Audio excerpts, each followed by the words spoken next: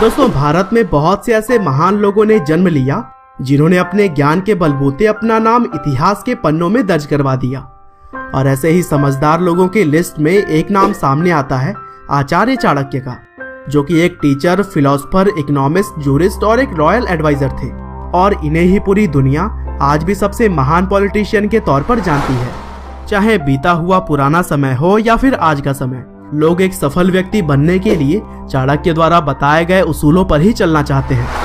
तो चलिए दोस्तों, आज के इस वीडियो में हम महान ज्ञानी चाणक्य की पूरी लाइफ स्टोरी को जानते हैं कि किस तरह से अपने अपमान का बदला लेने के लिए उन्होंने नंद वंश को खत्म कर मौर्य शासन की नींव रखी। हालांकि दोस्तों, इस वीडियो को स्टार्ट करने से पहले मैं आपको बताना चाहता हूँ कि चाणक्य की जो लाइफ स्टोरी है वो बहुत ही ज्यादा पुरानी है और इसीलिए कई सारे अलग अलग लोगों ने अपनी अलग अलग कहानियां बताई हैं। लेकिन आज इस वीडियो में मैं आपको वही बताऊंगा जिसके बारे में लोग ज्यादातर बातें करते हैं। तो दोस्तों, इस कहानी की शुरुआत होती है आज से करीब 371 ईसा पूर्व से, जब चनका नाम के एक गांव में चाणक्य का जन्म हुआ। और यह गांव बेसिकली उस समय गोला रीजन के अंतर्गत आता था। साथ ही चाणक्य को लोग कौटिल्य और विश्वगुप्त के नाम से भी जानते थे और बताया जाता है कि वह बचपन से ही बहुत ही ज्ञानी थे। और चाणक्य के तेज दिमाग को देखते हुए उनके पिता ने उन्हें तक्षशिला के एक प्रसिद्ध स्कूल में पढ़ाई करने के लिए भेज दिया। और वहां पर चाणक्य को अर्थशास्त्र और वेदों के बारे में अच्छी जानकारियां पाने का मौका मिला। और अपनी पढ़ाई पूरी करने के बाद से चाणक्य वहीं एक टीचर के तौर पर पढ़ाने लगे। और दोस्तों, चाणक्य के समय में एक जगह हुआ करता था पाटलिपुत्र, जिसे कि अब हम पटना के नाम से जानते हैं। और उस समय पाटलिपुत्र एक बहुत ही शक्तिशाली राज्य मगध का कैपिटल था, जहाँ पर नंद वंश का साम्राज्य था और वहाँ के राजा थे धनानंद। और दोस्तों, एक बार राजा धनानंद ने मगध के अंदर बहुत बड़ा सा यज्ञ करवाया। और जब यह यज्ञ चल रहा था उस समय चाणक्य भी वहीं पर मौजूद थे। और फिर चाणक्य ब्रह्मभोज के समय ब्राह्मण के गद्दी पर जा बैठे। लेकिन जब राजा धनानंद ब्रह्मभोज वाली जगह पर पहुंचे तब चाणक्य के पहनावे को देखकर उन्होंने भरी सभा में चाणक्य का मजाक उड़ाया और ब्रह्मभोज के बीच से ही उन्हें उठने का आदेश दिया। और फिर इन सभी अपमानों से क्रोधित होकर चाणक्य ने अपनी चोटी खोल दी और राजा धनानंद को कहा कि जब तक वह नंद वंश का सफाया नहीं कर लेंगे तब तक वह अपनी चोटी नहीं बांधेंगे। और फिर यहीं से चाणक्य के जीवन का मकसद हो गया सिर्फ और सिर्फ नंद वंश को खत्म करना और अपने द्वारा चुने गए किसी आदमी को राजा बनाना। और फिर अपमान सहने के बाद से चाणक्य विंध्या नाम के एक जंगल में चले गए और वहां उन्होंने सोने के सिक्के तैयार किए, जो कि कोई खास टेक्निक से बनाए गए थे। और उनका यह सीक्रेट टेक्निक एक सिक्के को कुल 8 सिक्कों में तब्दील करने की ताकत रखती थी। और इस तरह से कुल 800 मिलियन सिक्के तैयार करके उन्होंने जंगल में ही कहीं छुपा दिए। और फिर अब आचार्य चाणक्य उस आदमी के खोज में निकल गए जो धनानंद की जगह लेकर मगध पर राज कर सके। साथ ही उन्होंने राजा धनानंद के बेटे पब्बाता से भी दोस्ती बढ़ाई और उसे मगध के सिंहासन को पाने के लिए उकसाने लगे।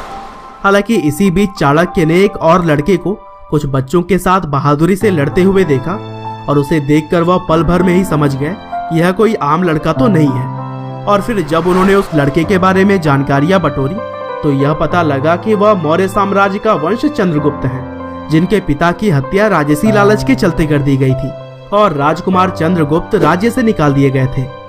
और फिर इन बातों को जानने के बाद आचार्य चाणक्य को यह महसूस हुआ कि चंद्रगुप्त भी धनानंद की गद्दी पाने के योग्य है।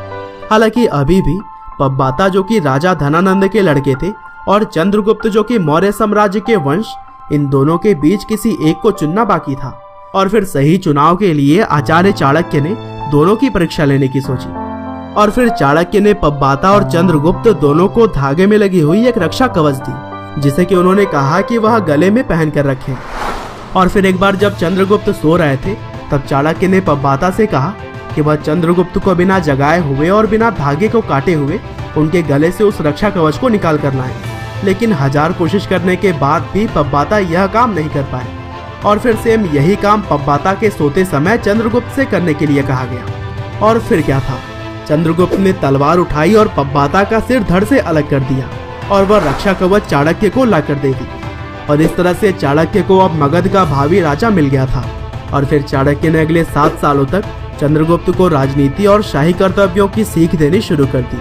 और फिर अंत में अपने द्वारा छुपाए गए सोने के सिक्कों को निकालकर चाणक्य ने एक विशाल सेना तैयार किया, जिन्होंने नंद वंश को हराकर चंद्रगुप्त को राजा की गद्दी पर बैठा दिया। और फिर जीत के बाद से चाणक्य ने चंद्रगुप्त का प्रधानमंत्री बनकर जीवन बिताया। और दोस्तों, इसी दौरान आचार्य चाणक्य ने 2 किताबें भी लिखी, जिसमें पहली थी चाणक्य नीति, और इस बुक में उन्होंने अच्छे शासक को कैसे शासन करना चाहिए इस बारे में बताया। और दूसरी बुक थी अर्थशास्त्र, जिसमें चाणक्य ने एक राज्य की आर्थिक नीतियों के बारे में विस्तार से बताया है। और इस तरह से अपने आप को सबसे सफल पॉलिटिशियन और ज्ञानी लोगों की गिनती में ला खड़ा करने के बाद चाणक्य ने इस दुनिया को अलविदा कहा। हालांकि उनके मृत्यु के पीछे भी कई सारी अलग अलग कहानियां बताई जाती हैं। बहरहाल अंत में बस मैं यही कहना चाहूँगा कि आचार्य चाणक्य ने जो हमें कूटनीति और राजनीति के बारे में अपनी व्याख्या समझाई है, वो सभी की जिंदगी आसान बनाती है। और उनके विचार आज भी अक्सर हमको सुनने और देखने को मिल जाते हैं। उम्मीद करते हैं कि चाणक्य की यह लाइफ स्टोरी आपको जरूर पसंद आई होगी। आपका बहुमूल्य समय देने के लिए बहुत बहुत धन्यवाद।